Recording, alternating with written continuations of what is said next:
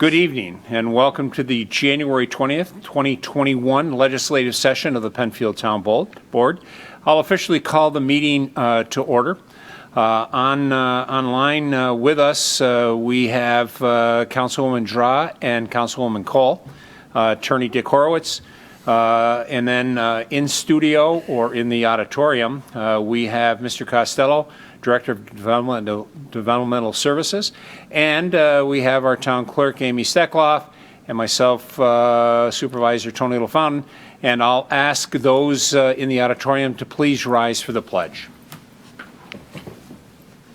I pledge allegiance to the flag of the United States of America and to the republic for which it stands, one nation, under God, indivisible, with liberty and justice for all.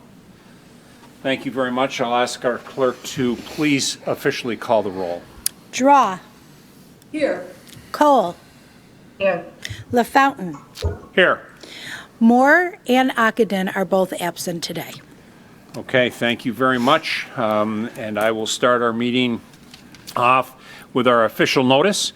Due to COVID-19 virus and the closing of town operations consistent with the governor's executive orders, the January 20, 2021 Town Board legislative meeting will be held remotely via Zoom.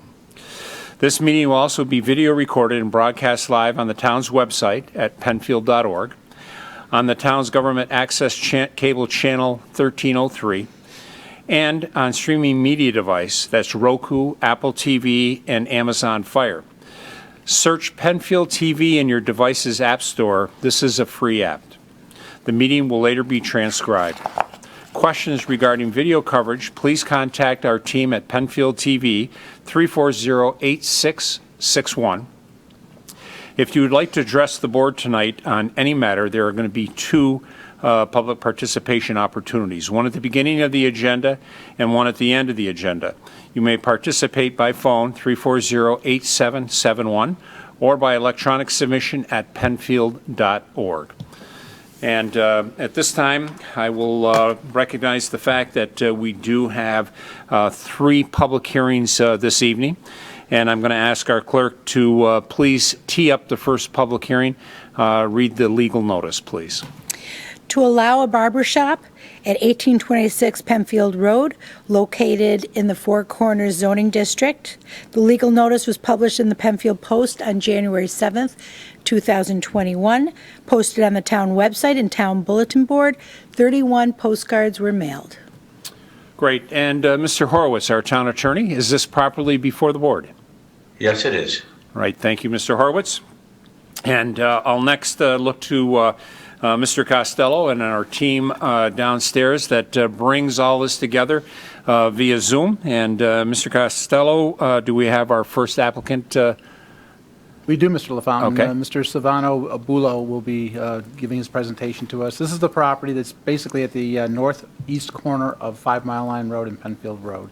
There's a former salon that was at that location that has since closed, most probably due to the COVID issue, and now he's interested in taking this site over. Okay. And Dave, I think I want to share, Ryan, I want to share the photos that I have. I'm not sure you're showing that.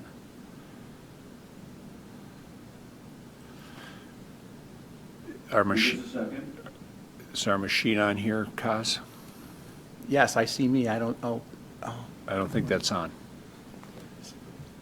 Okay, you should be able to share your screen now. All right, and I'm going to just ask Mr. Bulo if first welcome. Thank you for being here. If you could hold on just for just a moment, we'll get everything synced up. Mr. Costello is going to have the screen up, and I think as we're looking to do that, I'll just remind our audience as well as the applicant, we do have all of the materials that was submitted by yourself. The board has copies of those, have had an opportunity to take a look at that. And as Jim Costello is bringing the information up, I think this would be a great opportunity for you, even though we do have this material in front of us, to give us a little overview of what you're planning, the number of chairs that you have, hours of operation, your signage, and Mr. Costello has now got that up on the screen. But it would be good for the board and our audience to have a little overview of your business. So again, welcome, and we're glad you joined us. Thank you. Yeah, I plan to be open Tuesday through Saturday, approximately 9 to about 7 o'clock at night. 4 to 5 barber chairs, depending on how much space is inside. I'm thinking I could probably squeeze 5. What else did you need? I'm sorry. Just a kind of we talked about hours of operation, the potential number of chairs. Mr. Costello has got your signage up if you'd like to speak a little bit about the signage and what you've got planned there. Yep. So the signage, I went with a more industrial, upscale look for a barber shop. I opened up my first barber shop when I was 19. I have another one out in Brockport, and that one's more of a traditional barber shop.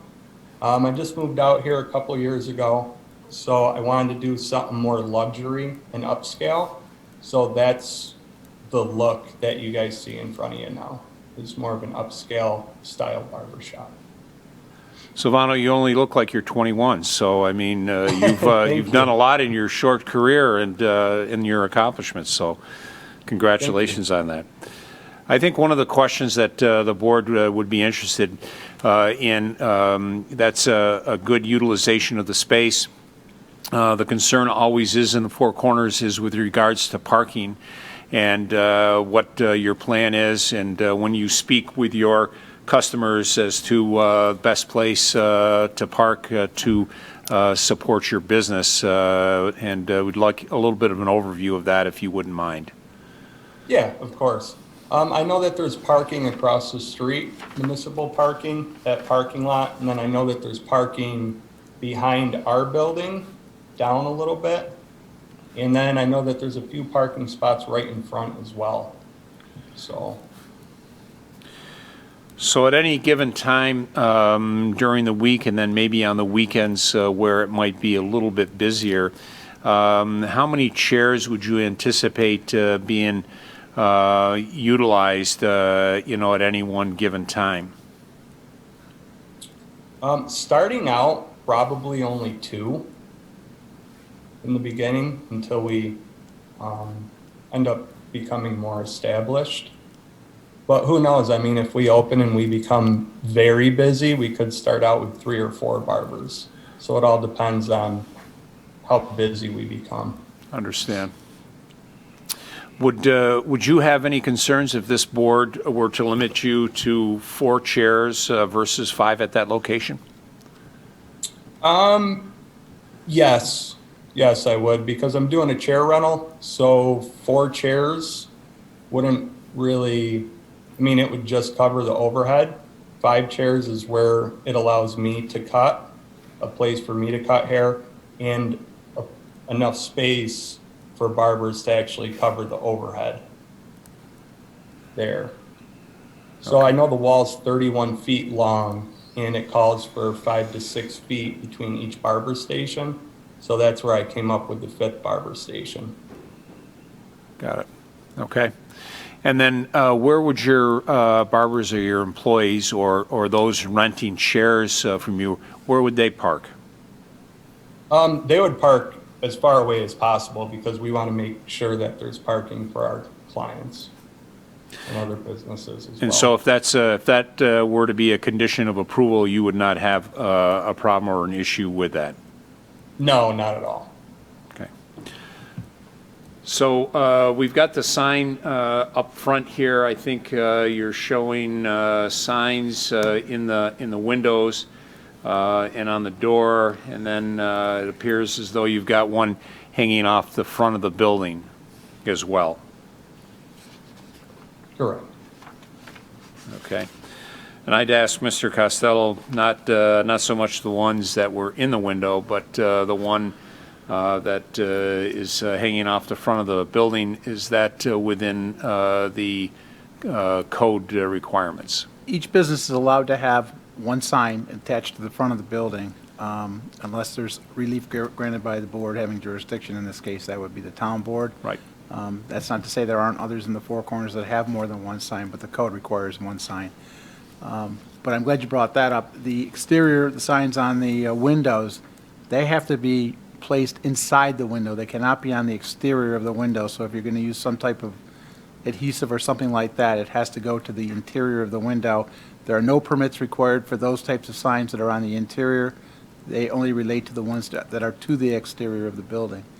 And I have two other questions, if I may, Mr. Supervisor. Yep. So before you go on, so I just want to make, Silvano, did you hear Mr. Costello as it related to the signs on the window being on the inside of the window? Yes, sir. Okay. And any concerns or problems with that? No. Okay, got it.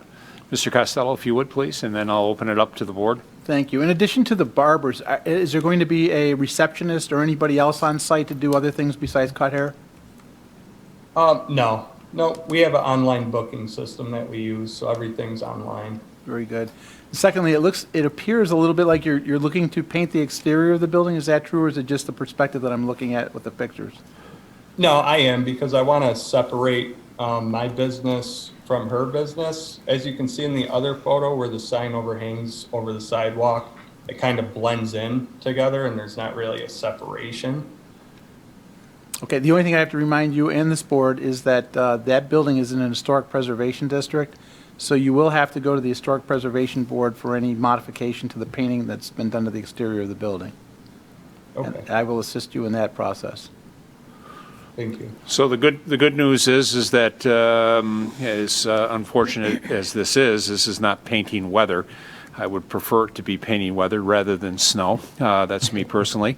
So it'll give you an opportunity working with Mr. Costello and to review that with the Historic Preservation Board. Okay. All right, great. Board questions for the applicant? I was wondering about the walk-ins welcome. Is that something during a pandemic you'd really want to pursue? If you already have online booking, I don't know. I mean, you only have 5 chairs. You want people just walking in? Yeah, the thing with walk-ins is when they do walk in, we can direct them to our online booking website so they can make an appointment. I don't want to turn customers away because sometimes that comes off as being rude. I know some people can get a little offended by it. So, I mean, my thing is if they're walking in, we might as well give them the opportunity to allow them to use our online booking feature. And I'm not going to have waiting chairs in there. So it's only going to be whoever has an appointment comes in, they sit down with their barber, they receive their service, and then they leave. And then we have a protocol in place where they have to desanitize their station, clean their clippers, wipe down the barber chair. And then at that point in time, they can send an alert to the client, letting the client know that your barber's ready and that the chair has been sanitized and you can come into the business now. That sounds good. Got it. Thank you. Yeah, go ahead, Deb. Go ahead. Thank you, Mr. Supervisor. Mr. Bolo, question for you. So I see that you'd like, obviously the 5 chairs. Do you anticipate all 5 of your barbers being there at the same time when hours of operation are going on, or would they be staggered during this time? Because if that's a lot of people in one time. Yeah, so in Brockport, I have 6 barber stations and barbers work different days. So they're 1099, they're self-employed. I allow them to make their own schedule. And I have 2 barbers that are one barber's at the beginning, the very first station, and the next barber's at the last station. And they work like nights. You'll drive by 9:30 at night sometimes and they're in there cutting hair. So that kind of keeps it separate. So there's not that many people inside the business at once. Great. So then you never really anticipate having 5 barbers there at the same time? No. And myself, I work Monday through Friday, so I'll only be there on Saturday. I just need a place where I can actually cut as well. Absolutely. You're very ingenious that you can doing both jobs, that's wonderful, yeah, so, thank you. And as far as your situation with, your garbage cans, your trash receptacle out back, you anticipate needing more than a regular receptacle? No, honestly, I haven't even asked the owner yet about the garbage situation because I've been taking it home with me, just going in there cleaning. But Okay.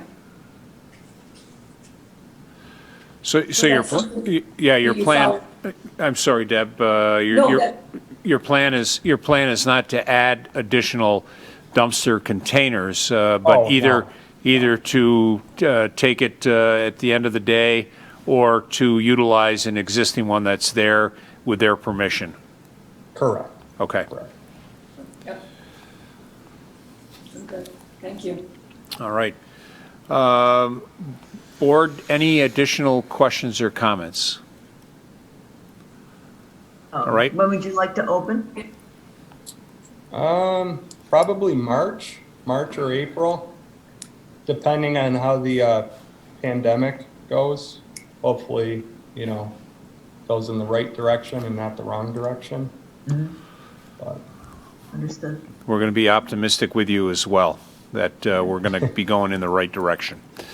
yeah, All right. hopefully.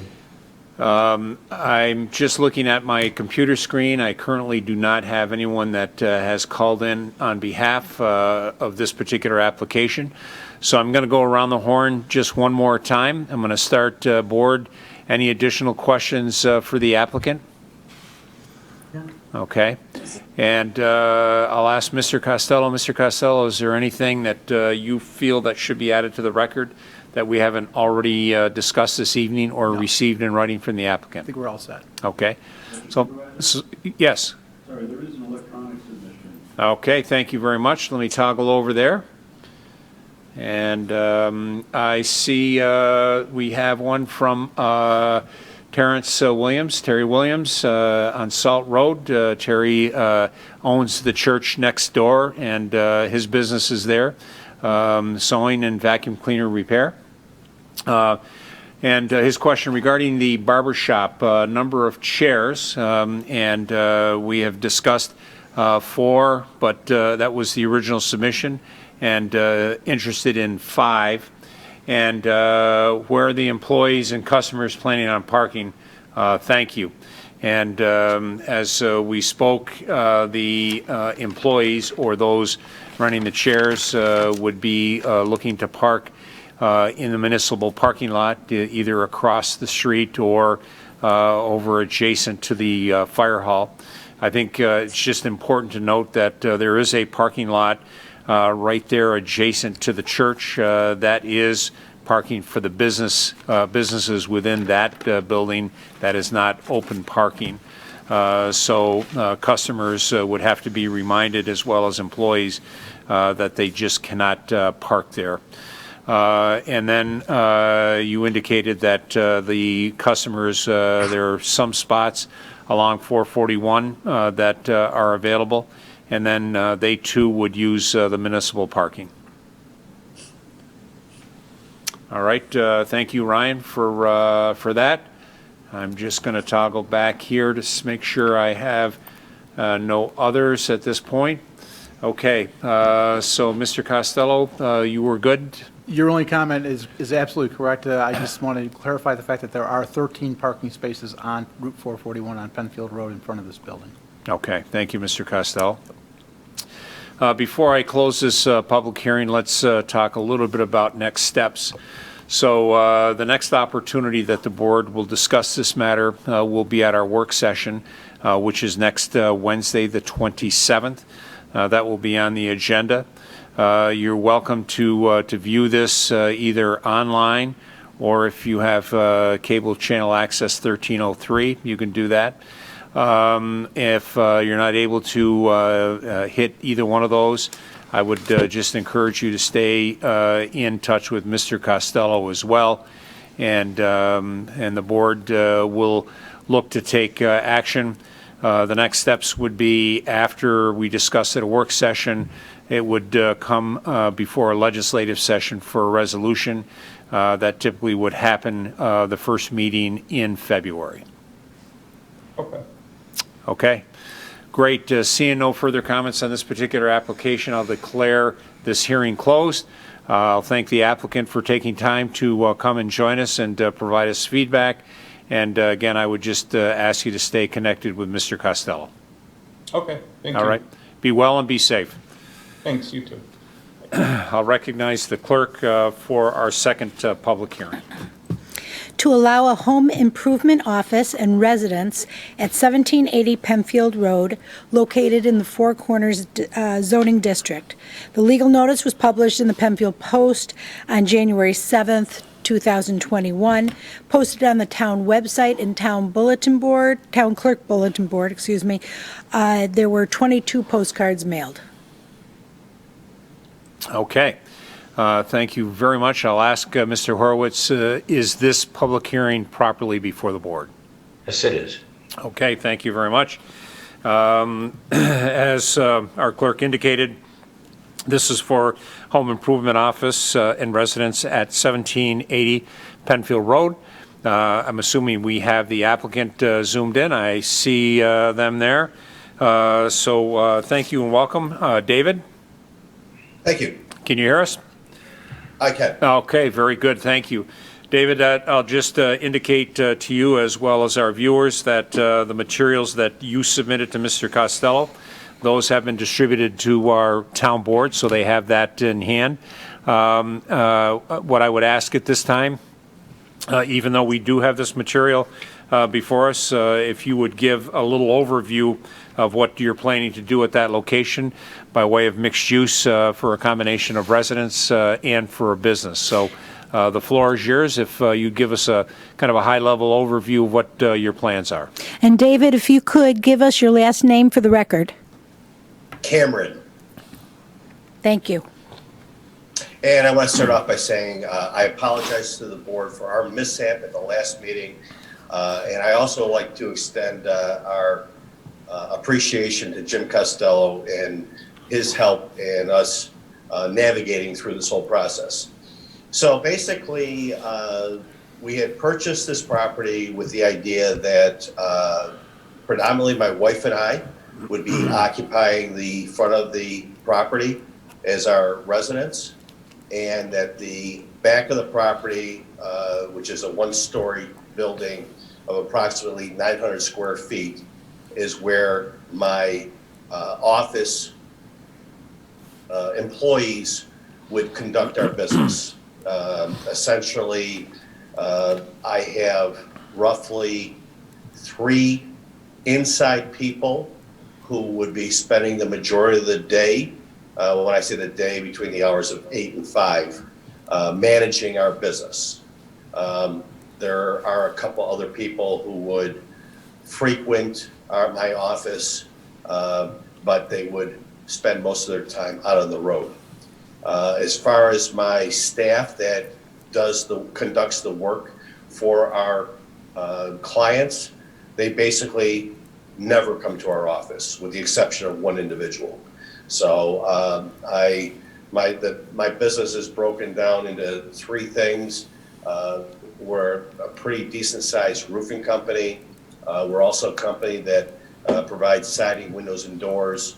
And we also do a modest amount of home remodeling. But all those individuals rarely, if ever, come to our office. They just go from job A to job B and home. They like I said, they rarely, if ever, come to our office. So the office is predominantly being occupied by administrative assistant, a marketing guy, and a customer service rep.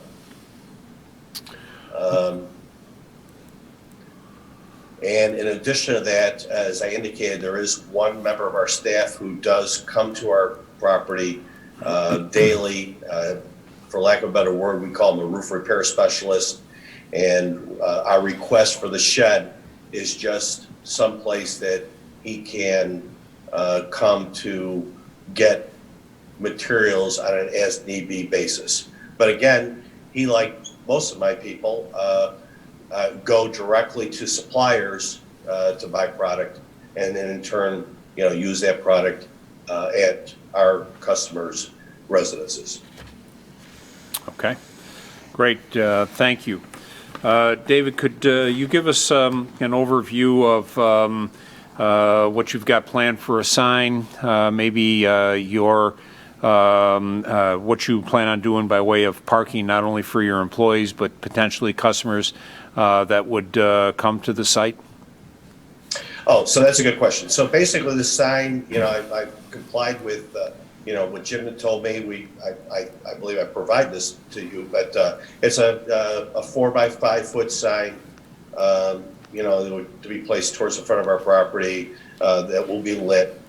And just with our company name and some services we offer along with a phone number. And as far as our customers really don't come to our office, we come to our residents' homes, and that's where they would, sign contracts or pay for the services that we provided them. So it's a rare occurrence. So I'm anticipating, typically about 5 vehicles, and they would be occupying the driveway to the left of the property as you look at it from Penfield Road, as well as I have a fair amount of parking in front of that building. Got it. Okay. And so it's predominantly your office, not necessarily a showroom. There would be no showroom in my office. In fact, so I don't know, maybe some of you have noticed, we've done a fair amount of work at that property. So if you were to go in my office right now, you're going to see 4 cubicles. But as far as the exterior of the property, I think anyone who's driven by, you can kind of see we've sided it, we put a new roof on, windows will be installed shortly. Any of the improvements that have been made, most of the improvements, I should say, that have been made to the property have been in the residential side of the property, whereby a kitchen's going to be installed here in the next few days, a bathroom being remodeled, painting done, some flooring installed, but that's the extent of it. I would expect that was the case for the president and CEO, your wife, that might want those amenities added. Tony, you're spot on. Very good, David. Very good. Board, let's open it up for questions for David. Mr. Supervisor, I guess I'll go. I have a couple questions. Mr. Cameron, first I want to make a little statement here. It's very rare that there's a business that comes into Penfield that you get to have used their services before you even knew that they were coming into Penfield. And I guess I would, as a homeowner, I have used 2 of the Cameron's services in both roofing and windows. And I got to tell you, the professionalism of the company, the work that they've done, I can recommend them. And I have recommended to other people before they even moved into this location. So that being said, I'm pleased that you were chosen to come into this location, Dave. So, and I've been up there on a regular basis looking at the work that's being done right now. I like, what you've done on the outside of the buildings. I guess my only question to you is, in the back there where you're putting the shed, is that where also you're going to put your trash receptacles back in the back in that area? Okay, so actually, that's a good question. I'm trying to navigate that right now. The trash receptacles there will be purely residential trash receptacles. There will be no dumpster on my property. There is a dumpster right now. That's only because we're doing improvements to the property. But there will be no dumpster on my property. So, like many of you, I will have a trash receptacle and I think 2 recyclable receptacles. But that's the extent of that. Okay, great.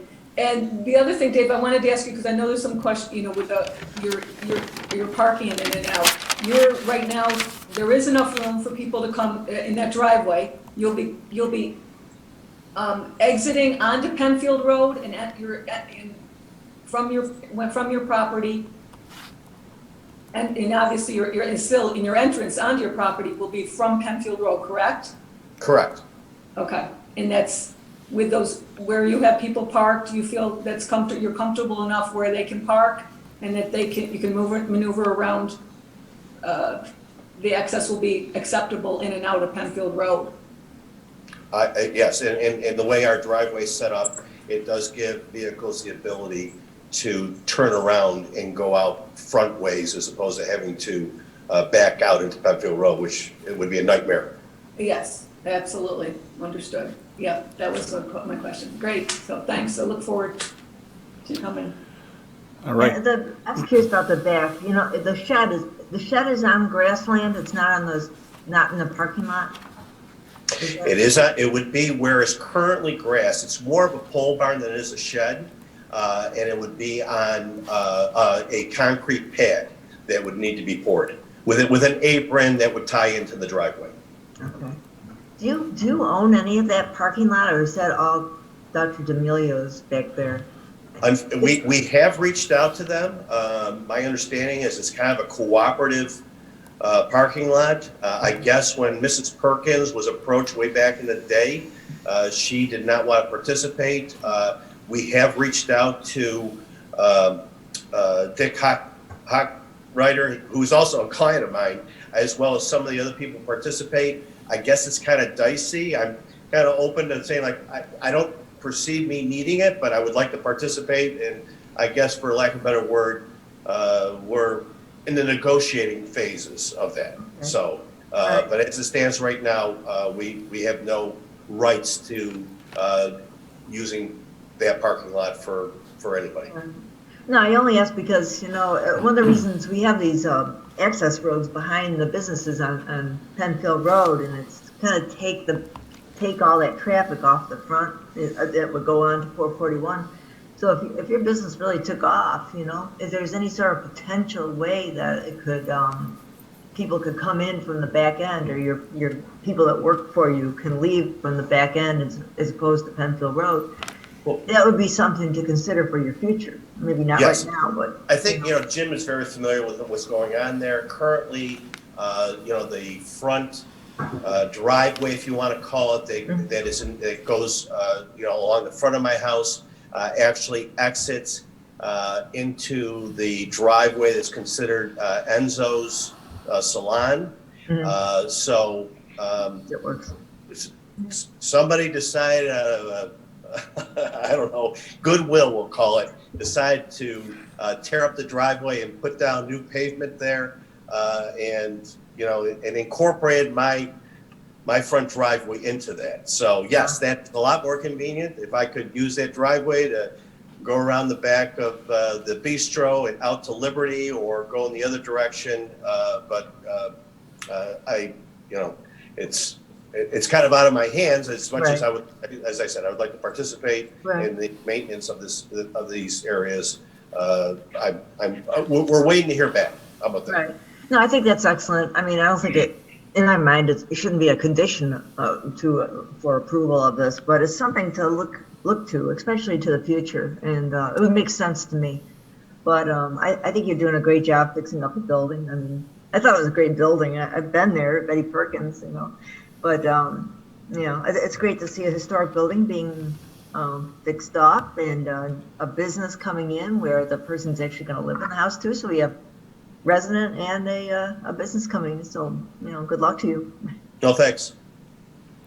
I have one more question, Dave. So in anticipation, in case it didn't work out in the front there, you know, tying into that, you know, Enza's parking lot, or driveway rather, if it didn't, and you said that shed that's right back behind your driveway does it have to be right there with a concrete slab underneath it? Because wouldn't it, and potentially, so maybe the you could back of my property basically is a fence.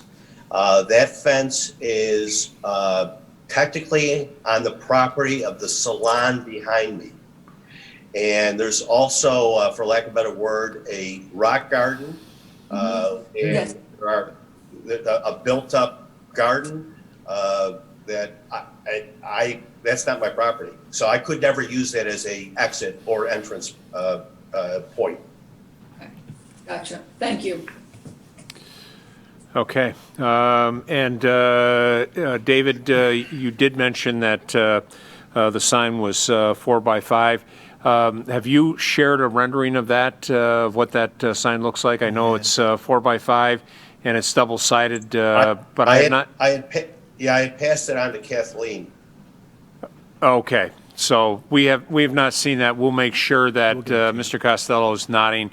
We'll make sure that we get that sent out to the board tomorrow morning so that the board has an opportunity to see that.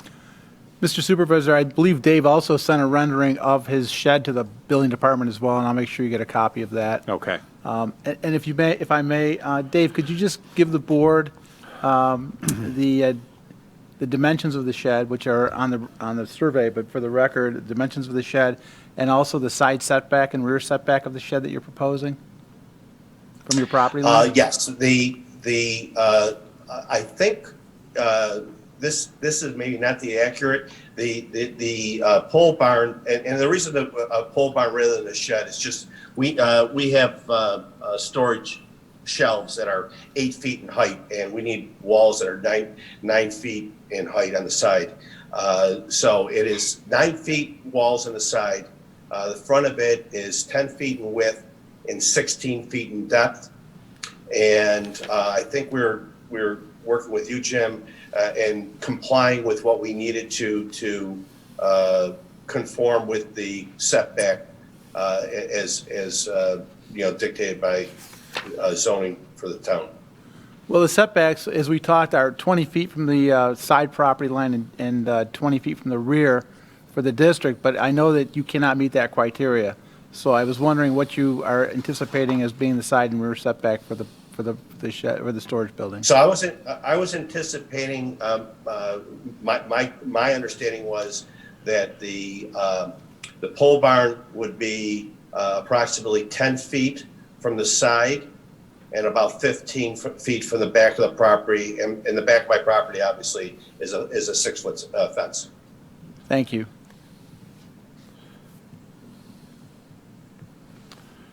Okay. Board, other questions or comments? And we'll make sure that Mr. Costello will make sure that we get that sent over to you tomorrow so that you have that information. Okay. Further questions or comments?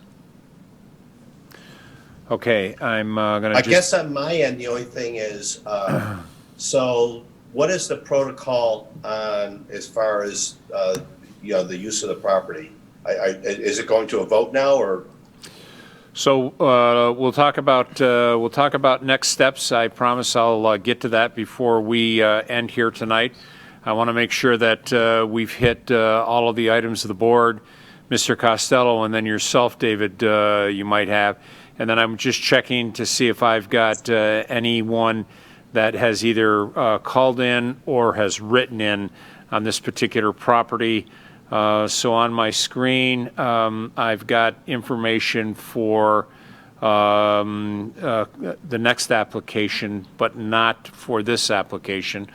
And seeing that the board members did not have any additional questions at this time, I'll ask Mr. Costello, is there anything that we should add into the record that we haven't already discussed this evening or received as part of the application? No, other than me getting you the information that you're requesting for the signage and for the rendering of the storage building. Okay. Then, David, that brings us back to your question. So the next steps after this meeting this evening is the board will take everything. The next opportunity that we'll have to discuss this application will be next Wednesday, the 27th, at our work session.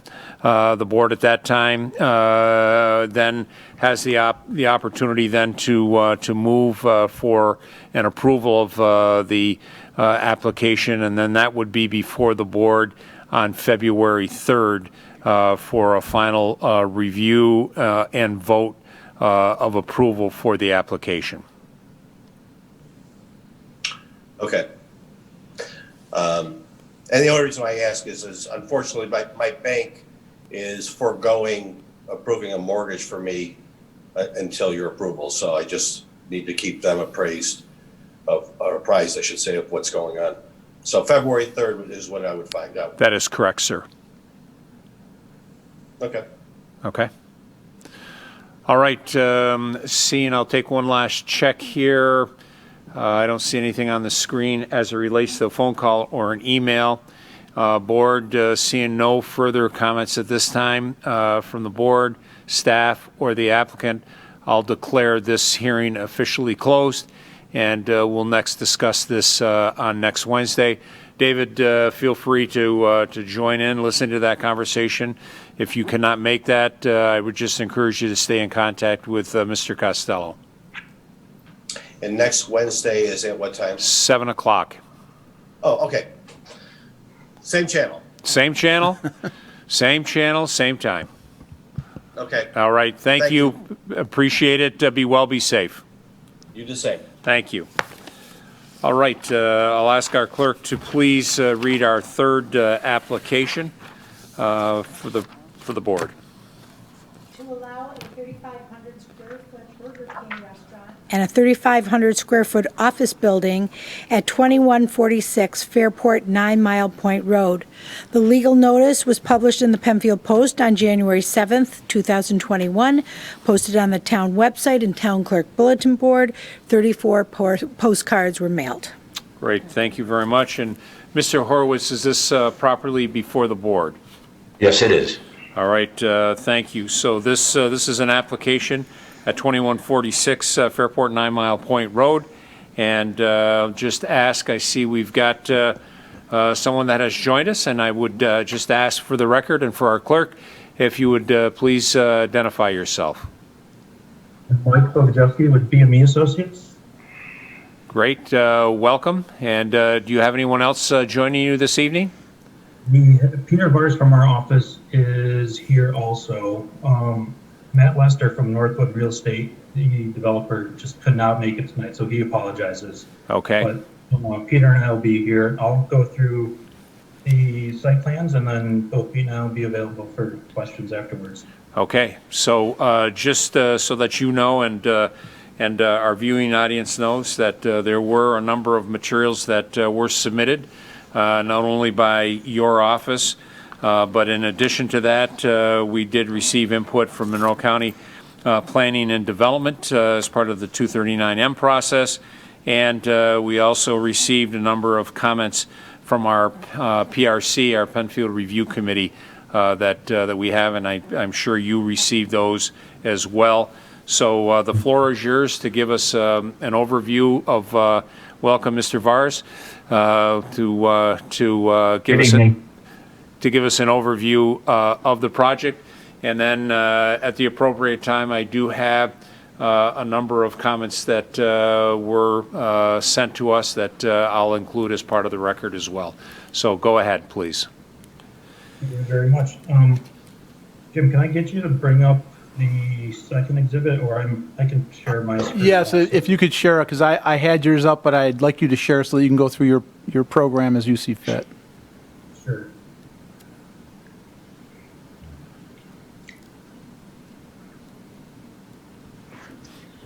Hopefully everybody can see that all right.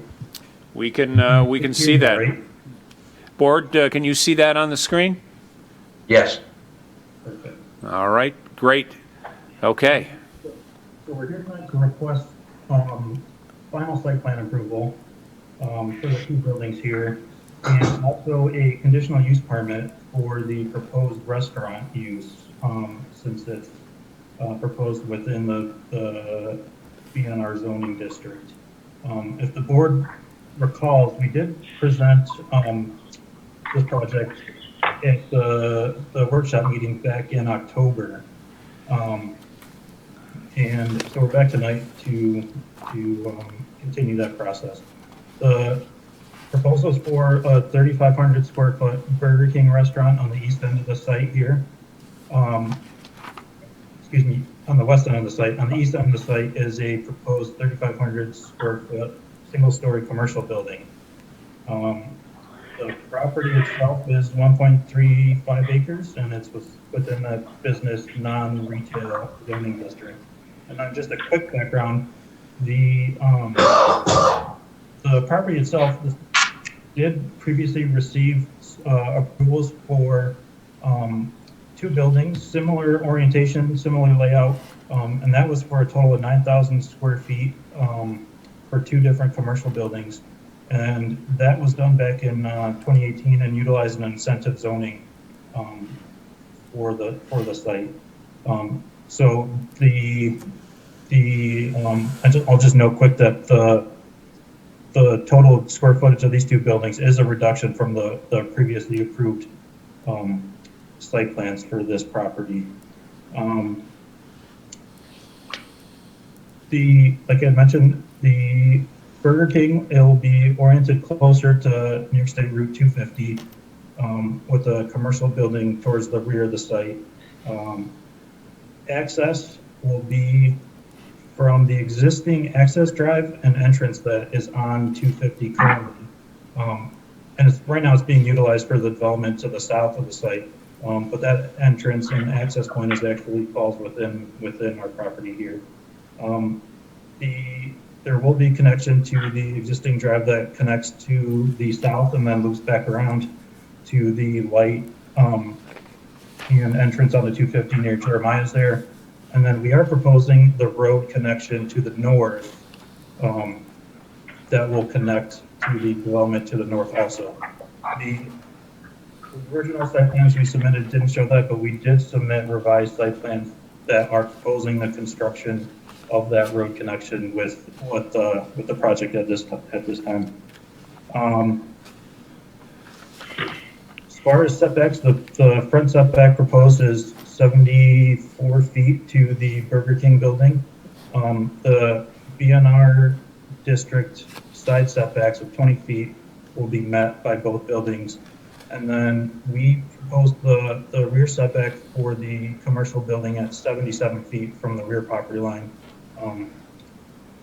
the eastern property line. Parking is proposed at 40 spaces, and that is based on the operators and tenants' needs. They've reviewed that, and we did confirm with them that the 40 spaces is adequate for both the Burger King and the commercial building. And that's consistent with what we had presented back at the workshop also. The Burger King itself, the drive-thru is located on the north. Cars will enter it from the access road that cuts through the site and goes to the north and the south. There's a double order station, and then from the double order station, it combines into a single drive-through lane with a bypass lane also, so cars can bypass and bail out of the drive-through if needed. As far as utilities, there is a water 30 water main that runs through the site that'll provide connection point for both buildings for water services. Sanitary sewer will be connected to existing dedicated sewer to the north. We're actually extending a portion of dedicated sewer into the site to provide the two sanitary lateral connection points. Stormwater, we met with the town engineers and town staff to discuss stormwater runoff from the site. The previous project was directing stormwater south to an existing pond near the Doodlebugs building.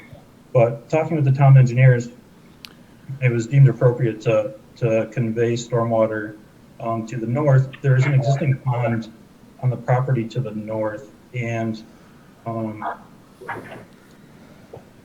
utilizing that, we're able to basically create almost like a regional stormwater management area that will handle flows from future development to the north and also handle the stormwater runoff from this site. Prior to reaching the pond, the stormwater will enter a bio-retention area, which will provide necessary water quality treatment per DEC standards and requirements.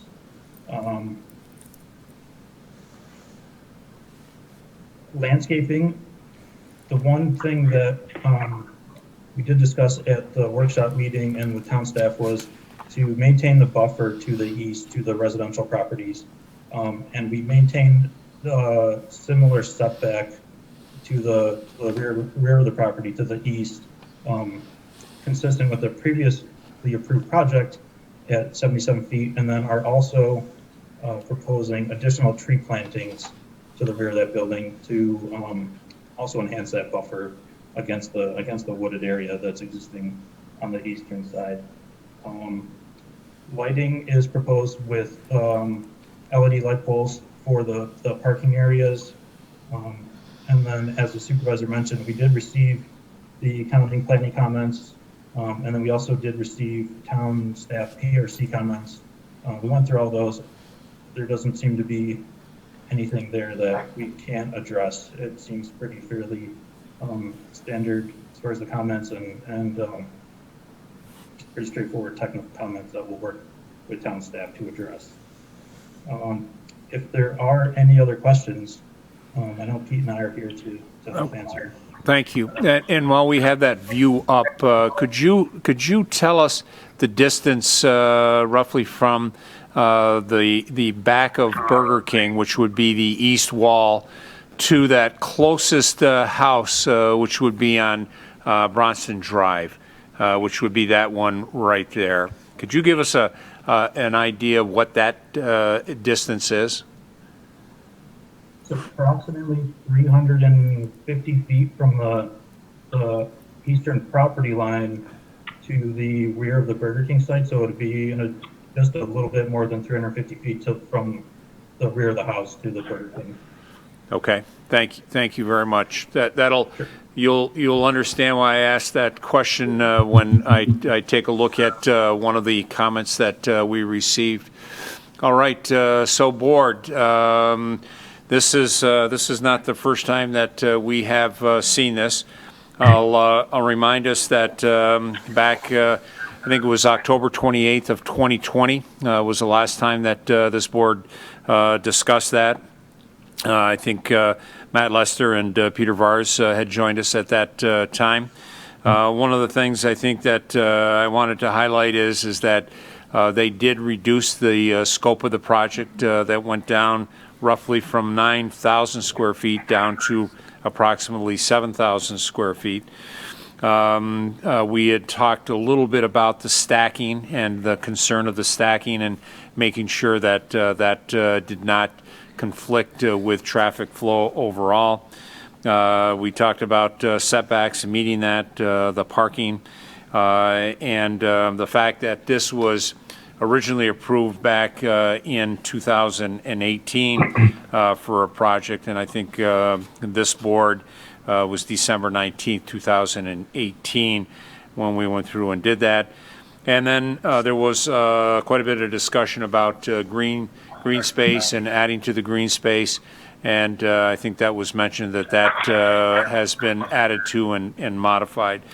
So that's at a very high level from the last time that we took a look at that.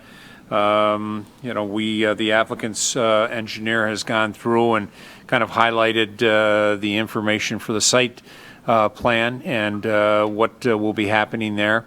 So I guess I'll just open it up, board, for any specific questions that you have for the applicant's engineer on any aspect of the Burger King being proposed or the building to the rear, the professional building to the rear.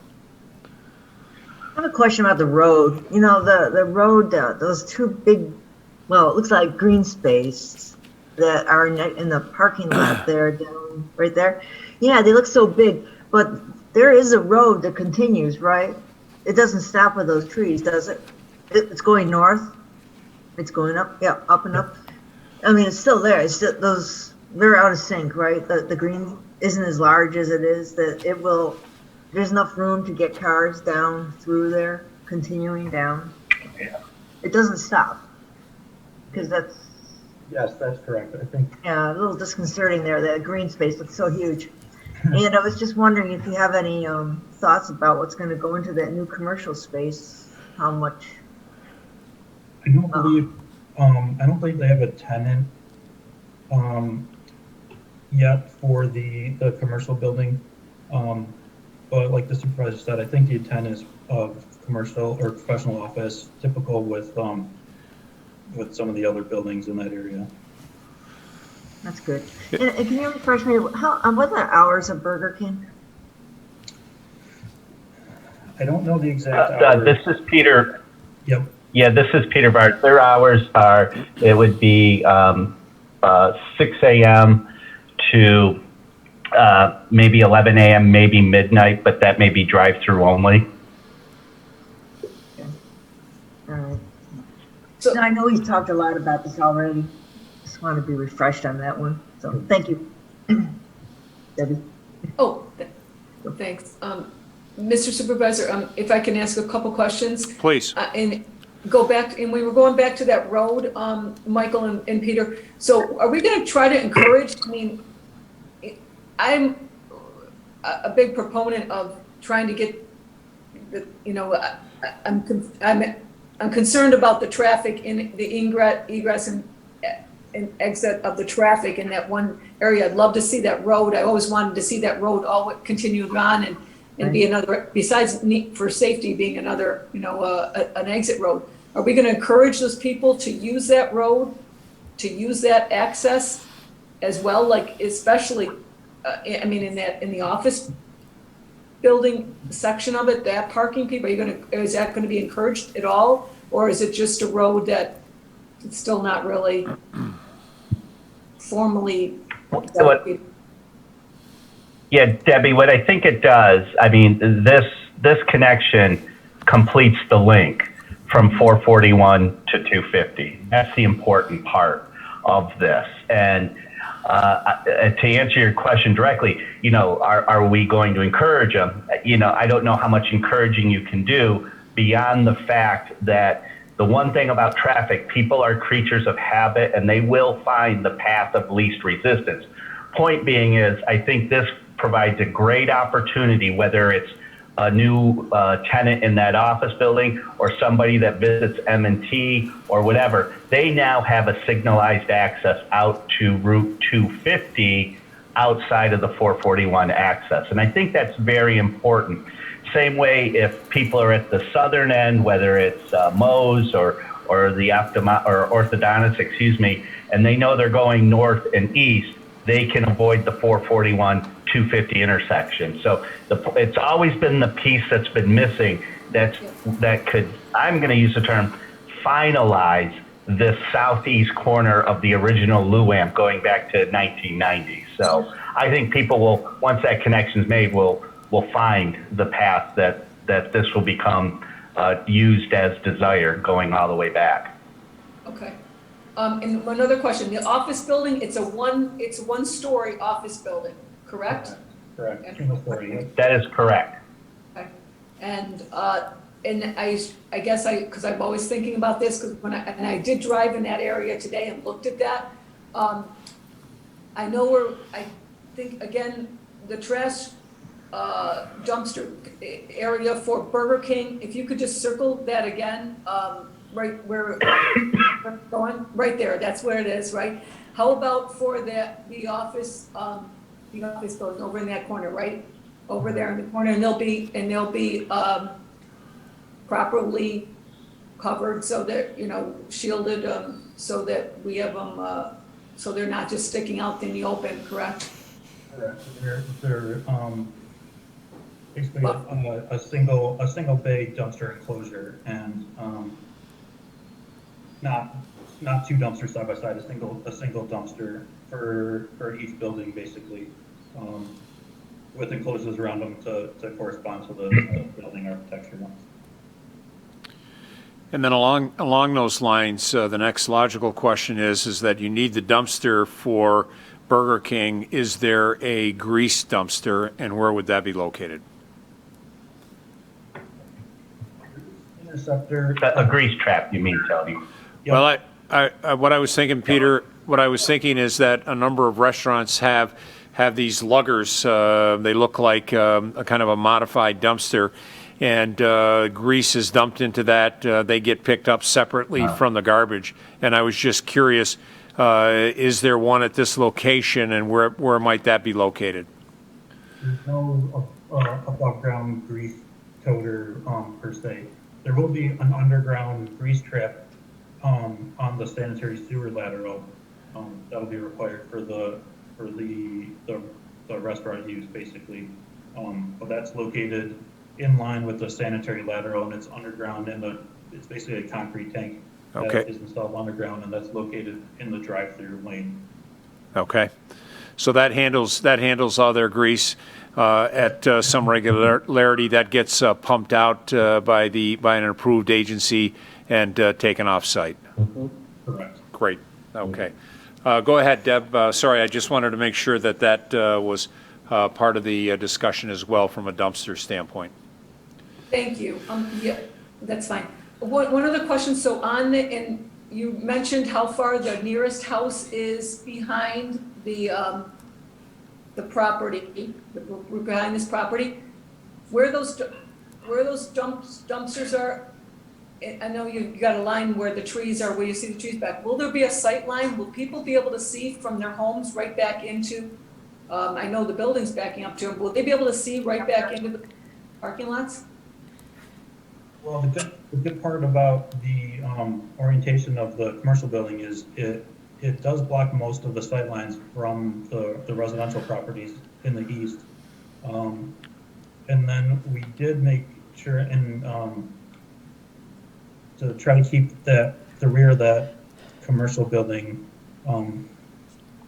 consistent with what was approved previously, so that way we're maintaining as much of the existing wooded area as possible, and then also planting additional plantings there to try to buffer and mitigate some of those sight lines into the parking areas from the residences to the east. Okay.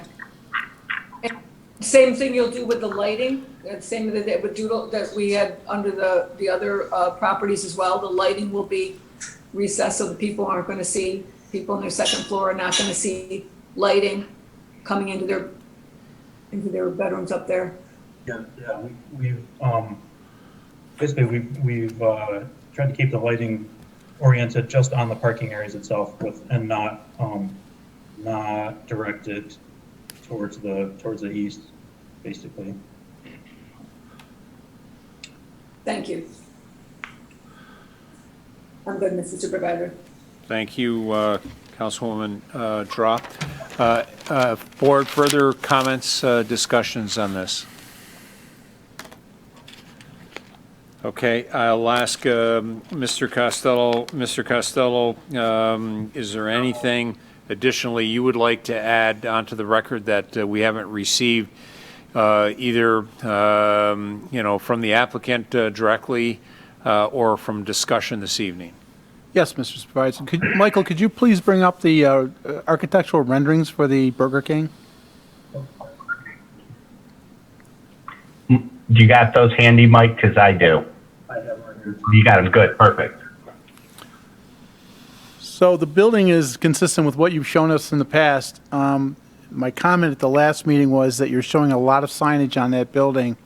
And as you know, over the years, we've looked at signage as one sign for freestanding and one sign for wall mounted. There are some buildings in that immediate area that do have more signage, probably not as much as what you're showing on this building. So this board is going to have to review that sign package and be critical of how much you're asking for with the signage. Understood. Yeah, Jim, that's understood. Yeah, that will be a separate application, and obviously that's going to have to be a discussion between the operator and the town board with whatever Burger King branding standards are versus what the code allows and requires to find, obviously, the consensus. The other comment is, and I understand at this point in time you don't have tenants, so you probably do not have a designed rendering of the second building, the office building at this point. That being the case, you will have to submit that to the board for its review prior to moving forward with any building plans for the second building. Understood. Okay, board, while this rendering is up, I believe the board saw this or very similar to this back in October of 2019. now that you see it again, any additional questions? If I recall correctly, I think Councilman Moore at the time, or Councilman Ockenden at the time, asked about the wall in the front, what the height of that was, if memory serves me correct. And I think at the time it was estimated to be approximately 18 to 20 feet. If the building, single-story building, maybe 10 feet, and then that front part maybe double that or close to double that. Peter, Michael, could you just re-verify that so as Mr. Ockenden and Mr. Moore are watching this, they've got that information?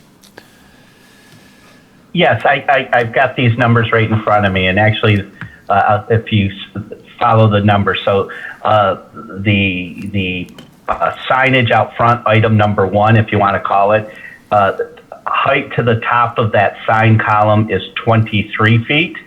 Okay. The grayish part of the building, where the small Burger King's, the label number 3. The height to the top of that is 18 feet 2 inches. And then if you see that red band where it says number 2, that relief there, the height to the top of that is 14 feet 7 inches. So basically you've got 3 height elements at work here. The first being 14 and just over 14 and a half feet, then 18 feet for this canopy, and then the sign itself is at 23 feet. Great, thank you for that refresher and update.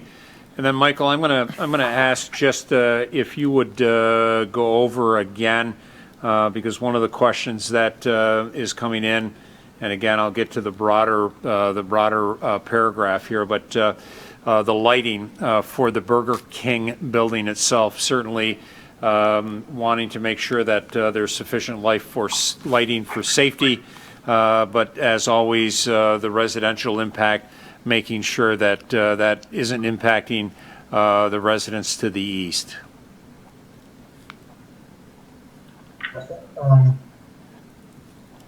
Typical with pretty much any Burger King, that I would think most people would be familiar with. The building itself would have the necessary security lighting around the building, and then I believe some of the signs would be lit, but that would be part of the sign package itself.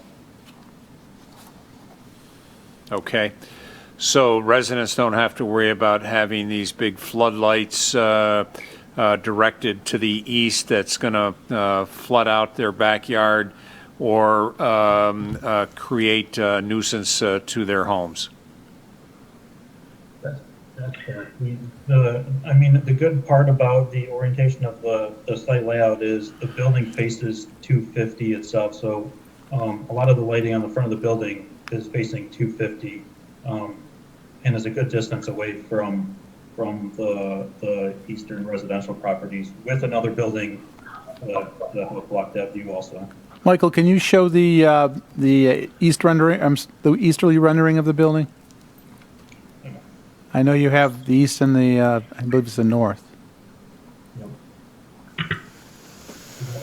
That's the north. That would be the south, and then these are all the 4 sides. There we go.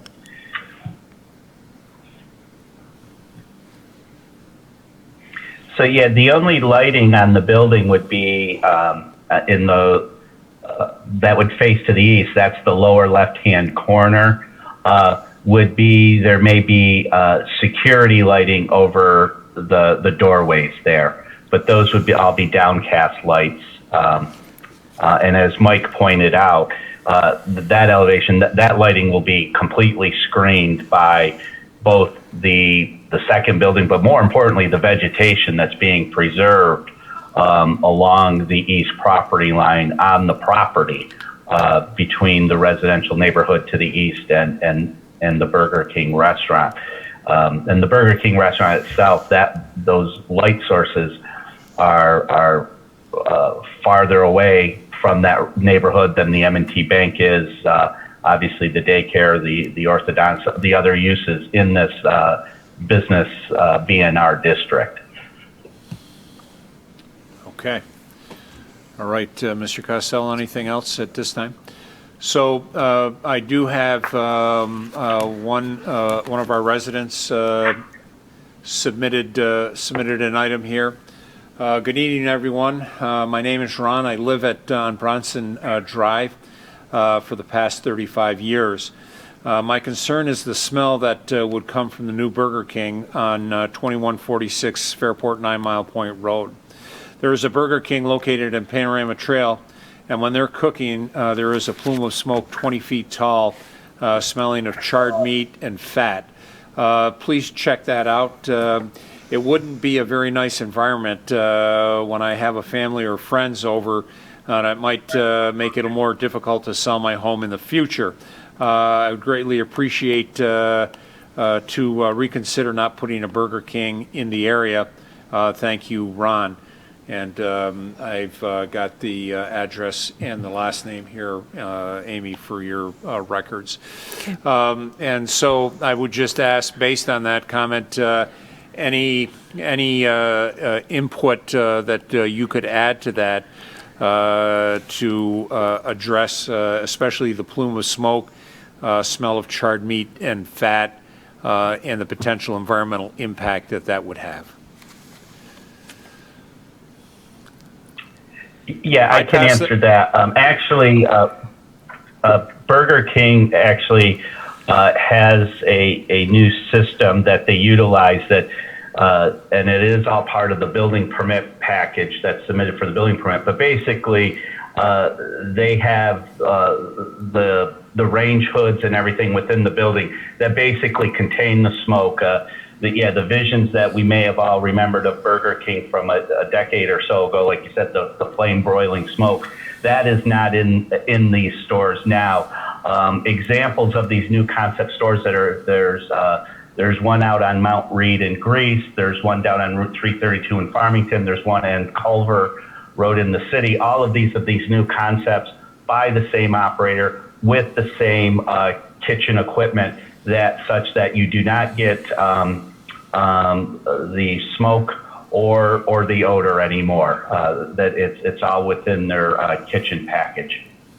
Got it. Thank you for that update.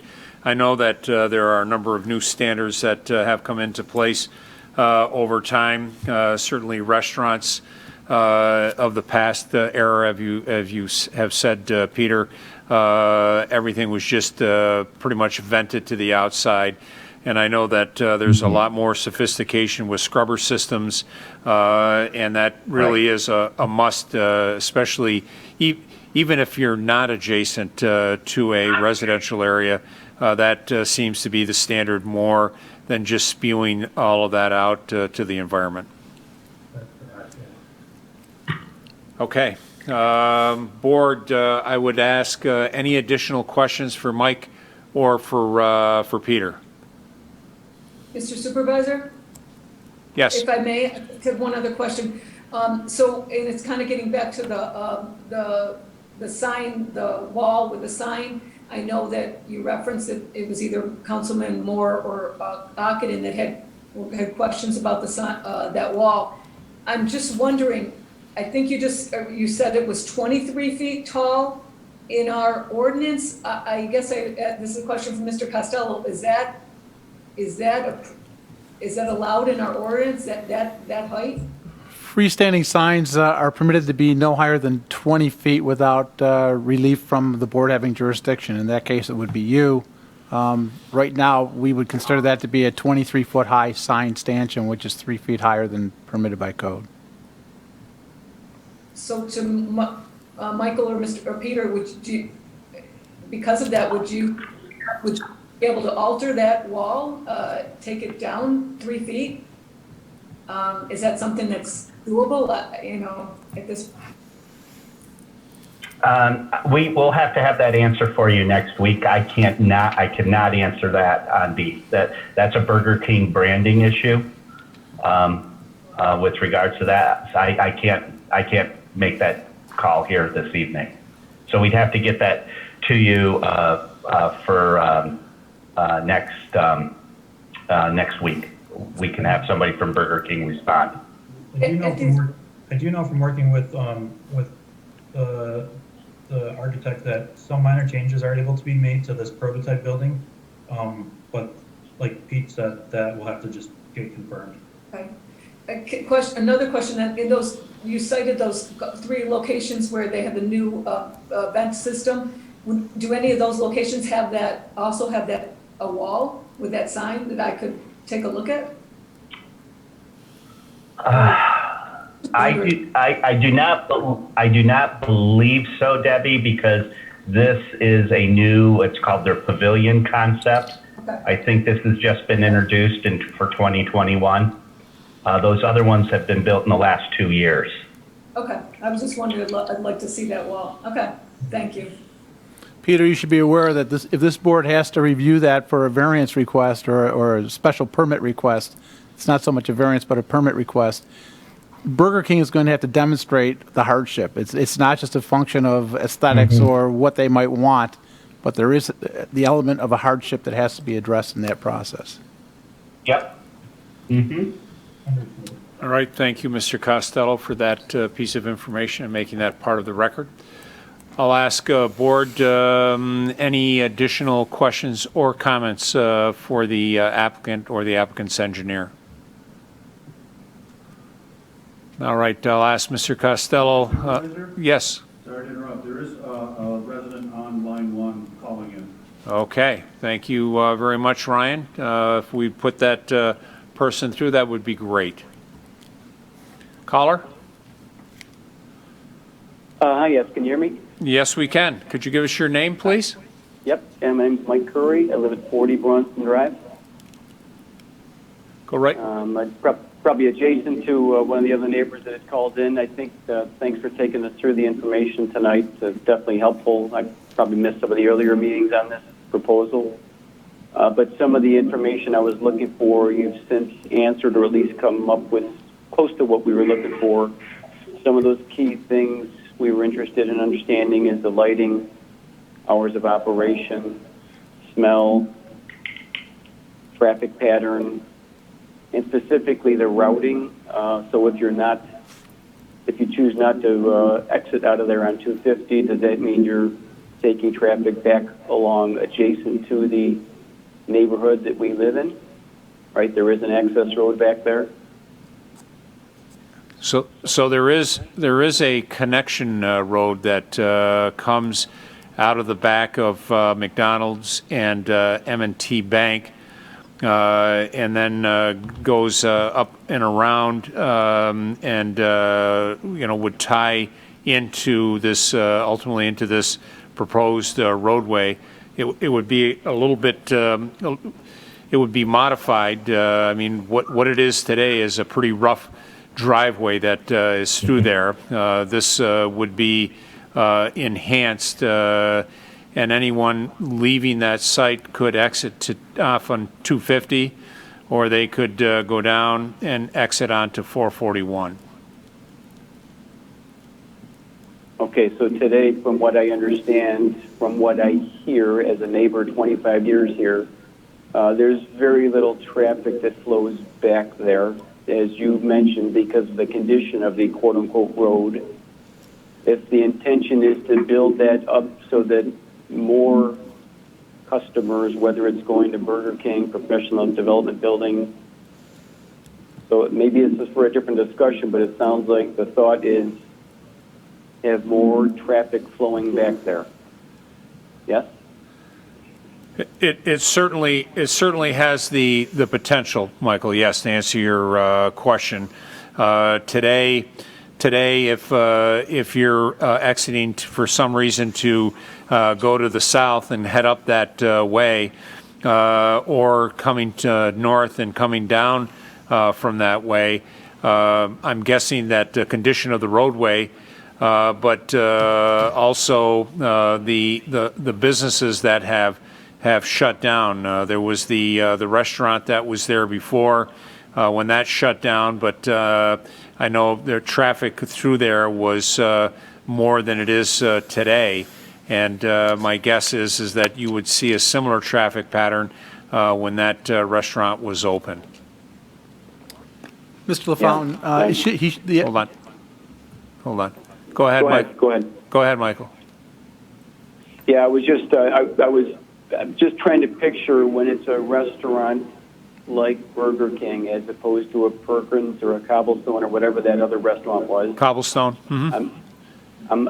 I'm guessing that the percent of traffic will be higher, right? And so with that, I'm guessing there will be more traffic flow back that way if people choose to exit using that access road as opposed to 250. Okay. We'll so note that for our follow-up discussion. Mr. Costello, I believe. Yep. Hold on, Michael. Go ahead, Jim. Yep. Jim. Go ahead. Mike, I just wanted to remind you that obviously, and I know you know this because you've been around quite a while, that this has been a plan that's been ongoing now for about 25 years. It was part of that LUAMP plan that Peter Vars referred to earlier to access manage traffic through that area so that you didn't have to go to the intersection. The intent was to have a road that went through to Penfield Road from the main access drive where Doodlebugs is now to get onto 250 without having to go to the intersection and relieve that intersection of the traffic that it has for those uses that are being built on these properties. I also anticipate at some point in time that the Trout property, which was sold, it will come into the town at some point in time for further development as well. So much of this roadway will most probably be hidden from the residents to the east as development occurs on that property.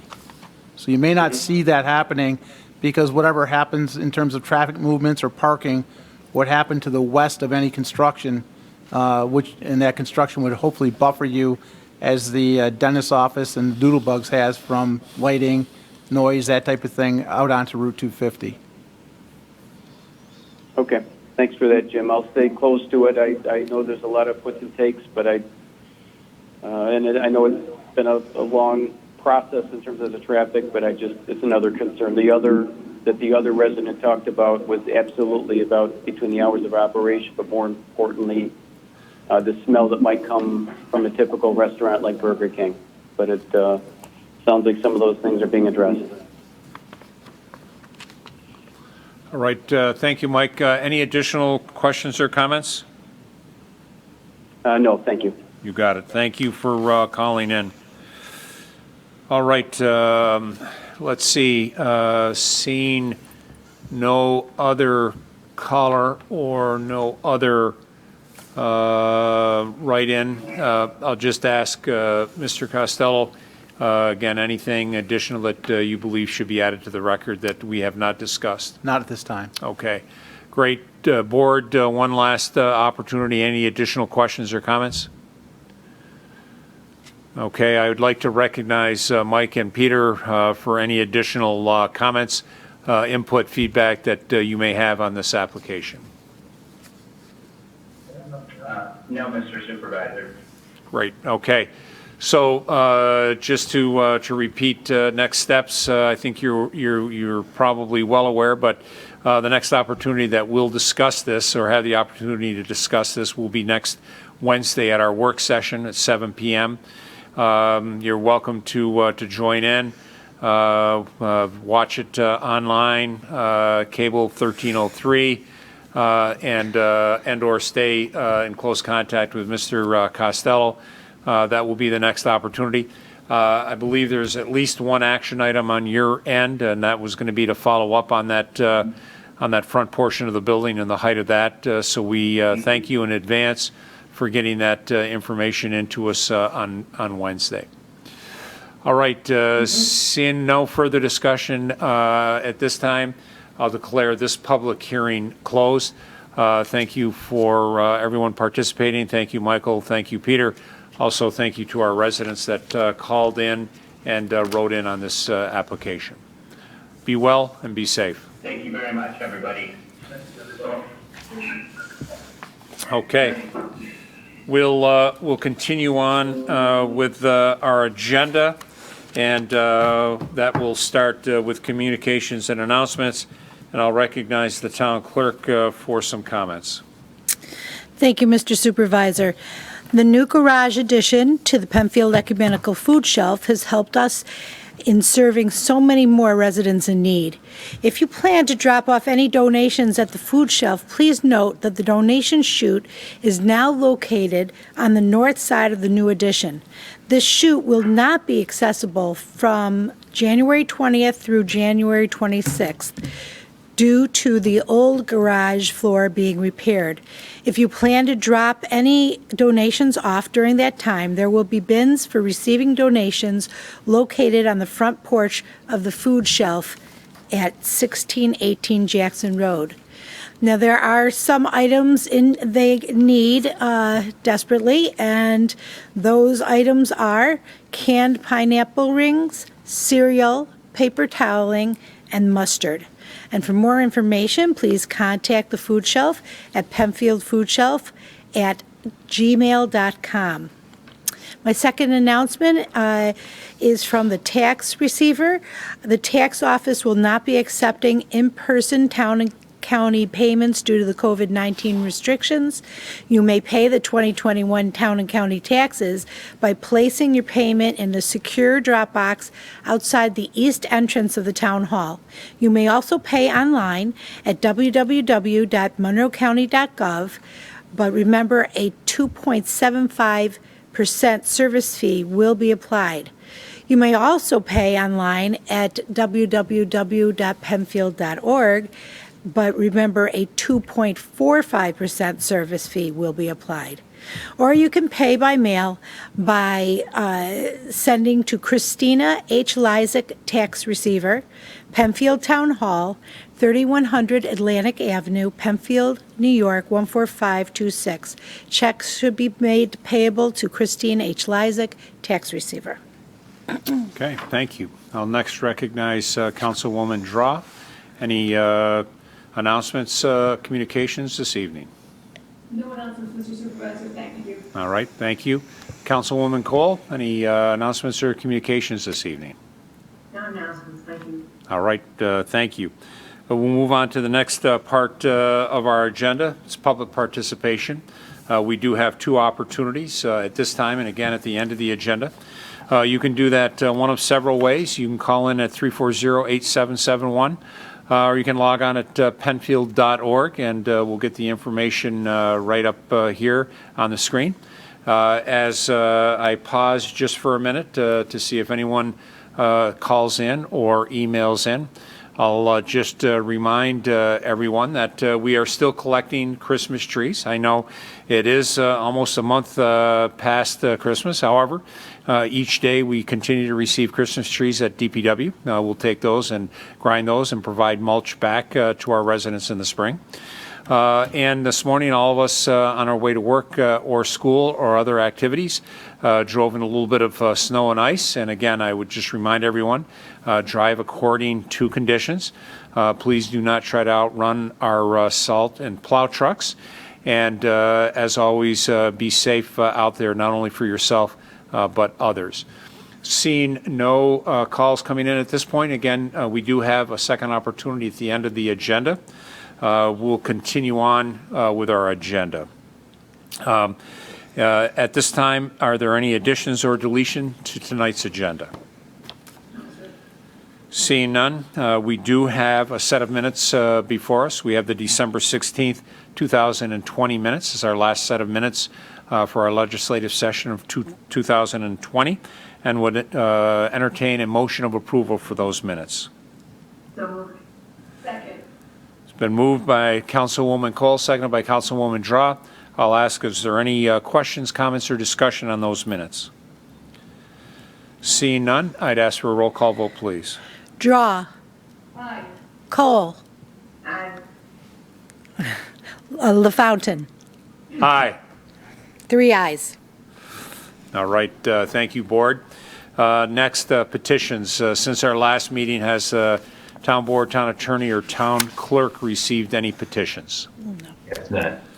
Okay, seeing none, we'll move on to resolution by function, starting with Law and Finance. And this evening, Councilwoman Cole will handle those resolutions.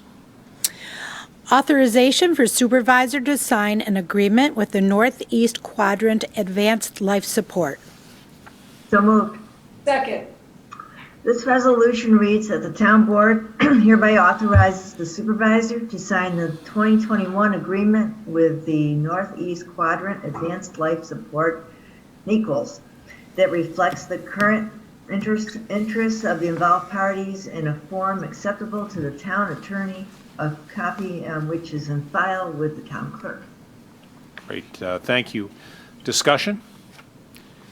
Standard resolution. Seeing no further discussion, a roll call vote, please. Draw, Aye. Cole, Aye. LaFountain. Aye. 3 ayes. 2020 budget transfers. So moved. Second. These transfers of funds are necessary for one-year reconciliations. The town board desires to have an up-to-date budget in relation to the current income and expenditures. So therefore be it resolved, the attached budget transfers be approved.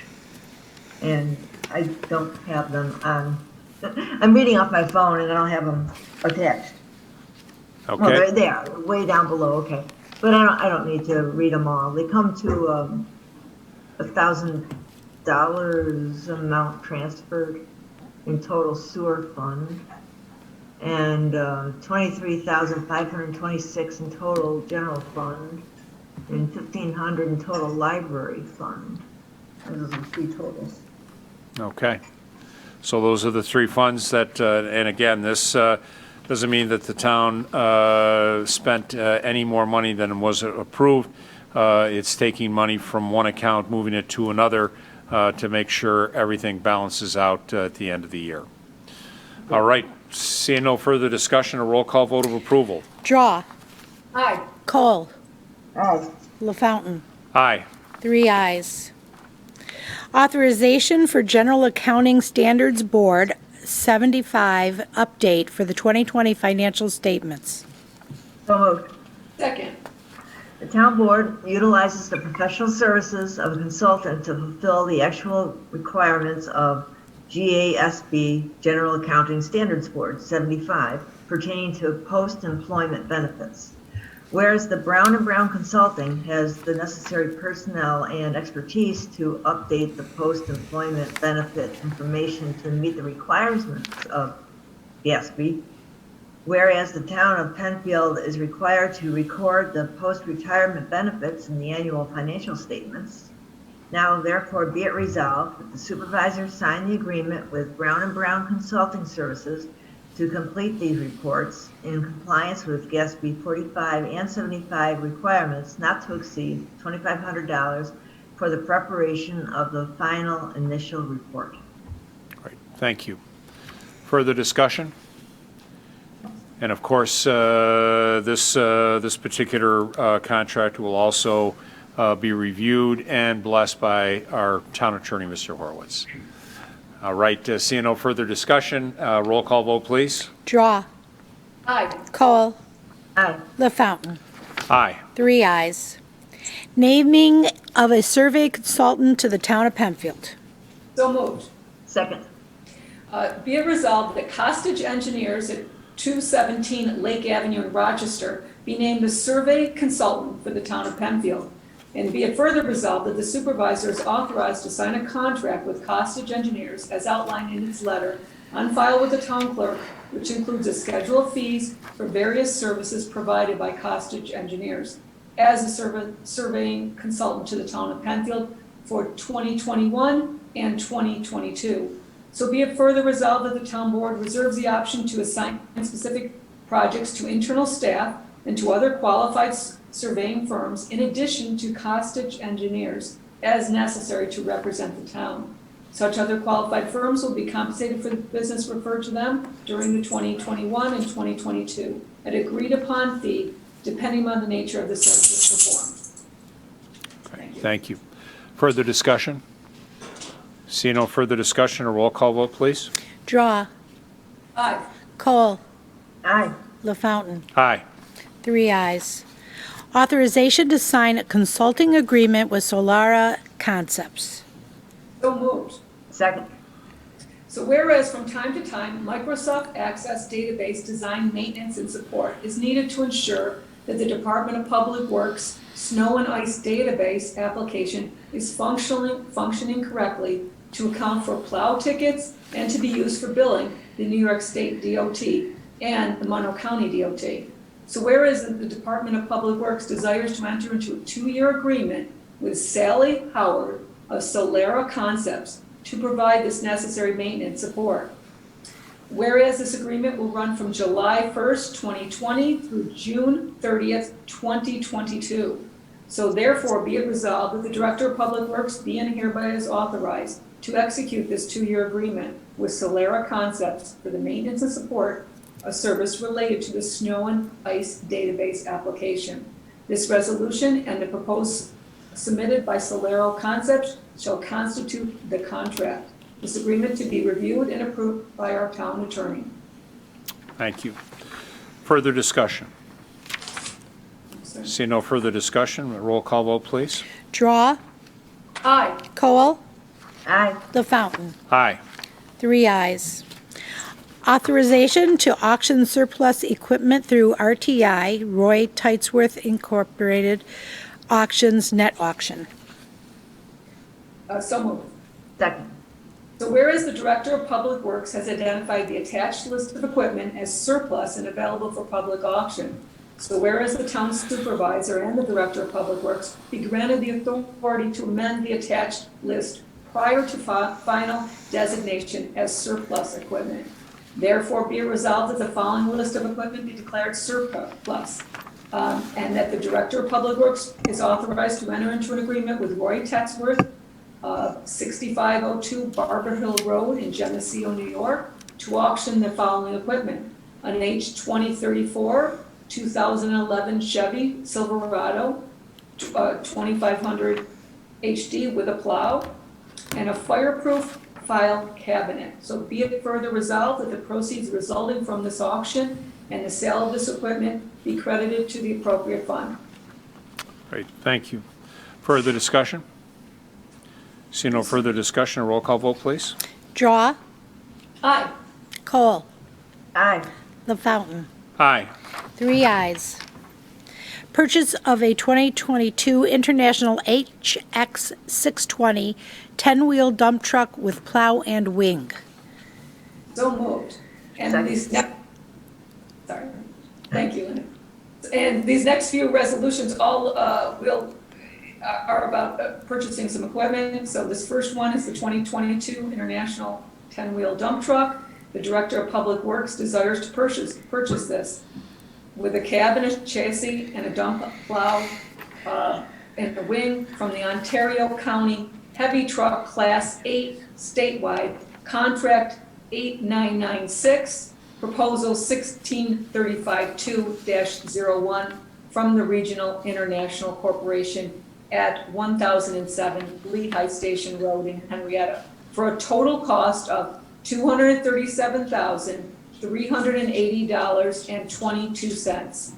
So whereas this total funds of $237,380.22 for the said purpose are budgeted in the 2021 Highway Department budget. So therefore be it resolved that the Director of Public Works is authorized to purchase this vehicle with a dump body, plow, and wing attachments. Thank you. Thank you. Further discussion? See no further discussion. Roll call vote, please. Draw, Aye. Cole, Aye. LaFountain. Aye. 3 ayes. Purchase of a 2022 International HV 607 6-wheel dump truck with salter, plow, and wing. So moved. Second. And the Director of Public Works desires to purchase the 2022 International HV 607 SBA HV 607 cab and chassis with a dump body, a salter, a plow, and a wing. Again, from the Onondaga County Heavy Truck Class 8 statewide contract 8996, proposal 14488-01 from the Regional International Corporation, again at 1007 Lehigh Station Road in Henrietta, for a total cost of $212,201.98. So these funds for purchase are budgeted for this in the 2021 Highway Department budget. So therefore be it resolved that the Director of Public Works be and is hereby authorized to purchase the said vehicle with the dump body, salter, plow, and the wing attachments.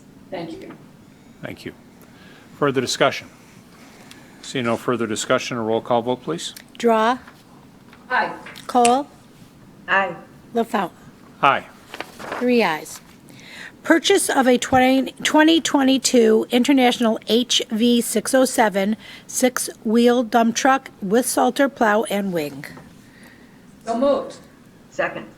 Again, the Director of Public Works desires to purchase this 2022 International HV 607 SBA HV 607 cab and chassis with a dump body, a salter, a plow, and a wing from the Onondaga County Heavy Truck Class 8 statewide contract 8996, proposal 14488-01 from the Regional International Corporation, 1007 Lehigh Station Road in Henrietta, for a total cost of $201.98. The funds for the purchase of said vehicle have been appropriated from the Highway Capital Reserve Fund in the adopted 2021 budget, totaling $230,000.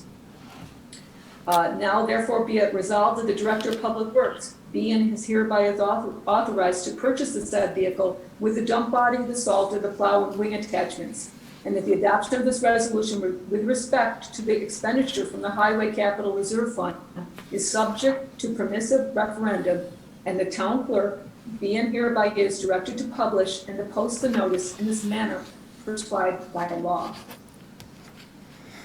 Okay, thank you. Further discussion? So we're looking to acquire 2 6-wheelers, 1 10-wheeler. Difference in the resolutions between the 2 6-wheelers is one is coming from the 2021 budget. The other one is coming from capital reserve. Anything coming out of capital reserve is subject to permissive referendum as indicated in the resolution. Seeing no further discussion, I'd ask for a roll call vote, please. Draw, Aye. Cole, Aye. LaFountain. Aye. 3 ayes. Purchase of a Case 580N loader backhoe. So moved. Second. So where the Director of Public Works desires to purchase a 1-case 580N loader backhoe from the New York State contract PC 67265 from Monroe Tractor at 1001 Lehigh Station Road in Henrietta for a total cost of $95,672.70. And the said purchase are budgeted in the 2021 highway budget. So therefore be it resolved that the Director of Public Works be and is hereby is authorized to purchase this said equipment. Okay, thank you. Further discussion? See no further discussion, a roll call vote, please. Draw, Aye. Cole, Aye. LaFountain. Aye. 3 ayes. Purchase of a Bobcat T62 T4 compact track loader. So moved. Second.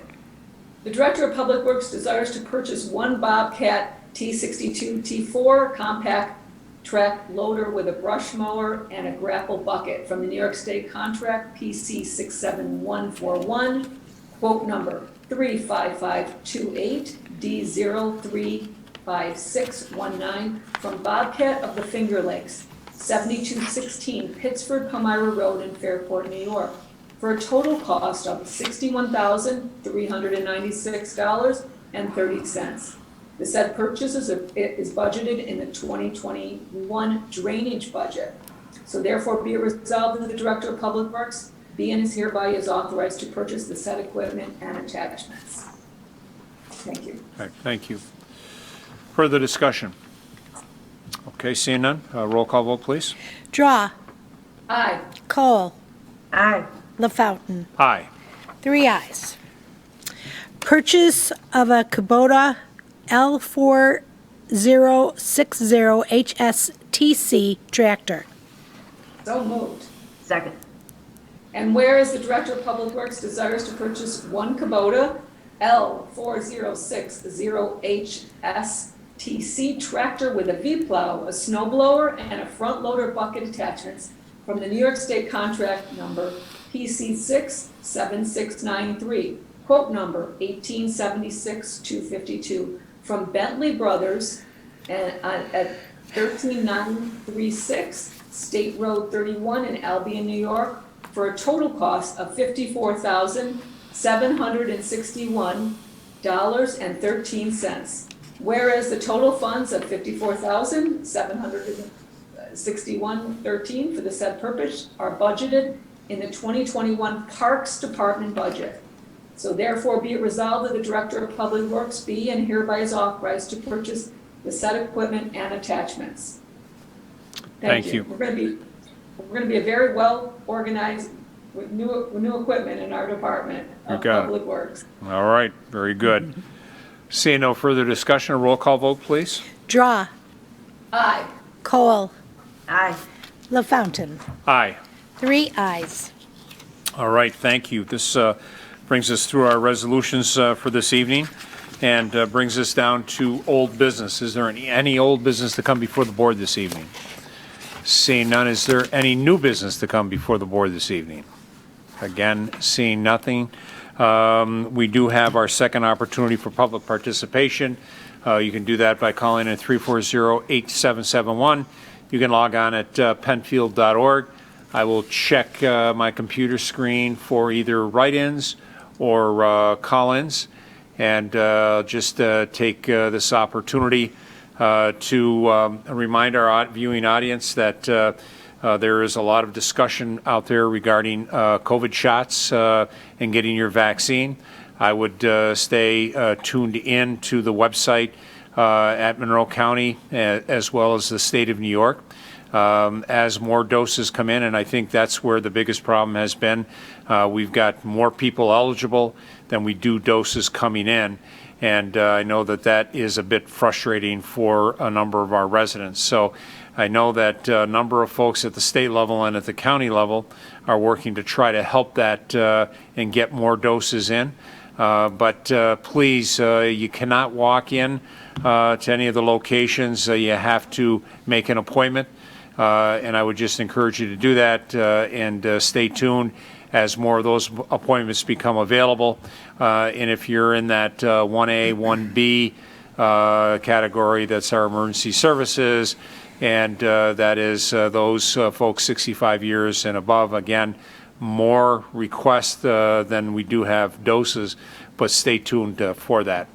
As I check the screen, I do not see any calls coming in, and do not see any emails. So the January 20th, 2021 legislative session of the Penfield Town Board will stand adjourned at 8:49 p.m.